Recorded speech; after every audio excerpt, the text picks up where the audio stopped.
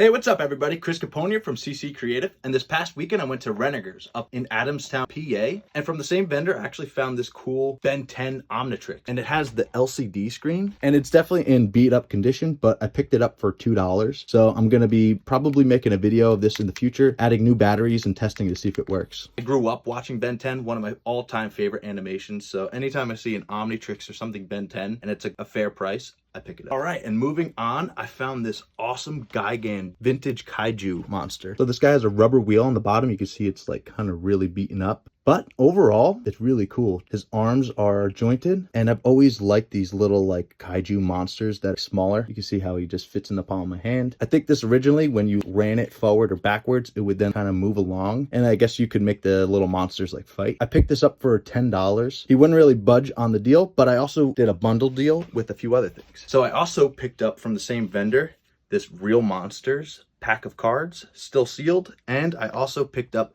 the Garbage Pail Universal Monsters collab by Super 7. And these wax tops cards were $5. Then he was asking $8 for these, but he did them both for $10. So overall I paid $20 for all three items, and I saved $3. Lastly, we found some more collectible cards, and this time it's some Pokemon cards. So there was a collectible card vendor there, and so the vendor was Terry and Brenda Morgan at Morgan Sports Cards and Supplies. And he actually had a whole bunch of sports cards and other collectible cards, but he also had some brand new booster packs of Destined Rivals. So, you know, I had to pick up at least 2 packs to test my luck. And actually my wife, she picked up a pack for herself. She's saying that she's not going to rip it. She's going to hold it for the long run and hope its value goes up. And I'm sure that's the one pack that we picked up that probably has the Giovanni and the Mewtwo that I've been chasing. If you want to see these packs ripped, be sure to follow, like, and subscribe. I'm going to be ripping these in the next few days. And lastly, one of the first vendors that I went to was Lost in Toys, and they had some awesome stuff in their shop. They had a whole bunch of collectibles from the 80s, 90s, which is more the nostalgic stuff for me, was the 90s and early 2000s. He also had a whole case of old school Transformers, monsters galore. He had really cool stuff, and guy definitely knew what he had. He had higher prices. A lot of it was out of my price range, but really cool to look at, and he says he always has new stuff coming in. I didn't pick up anything from this vendor this time around, but I kind of regret not picking up one of these Cosmic Kittle aliens, and I also really like that Tarzan watch. So I might have to take a trip back to Adamstown again in the near future. And there's so many other antique malls around Adamstown, and I didn't get a chance to hit them, so next time I'm going to be hitting a few more.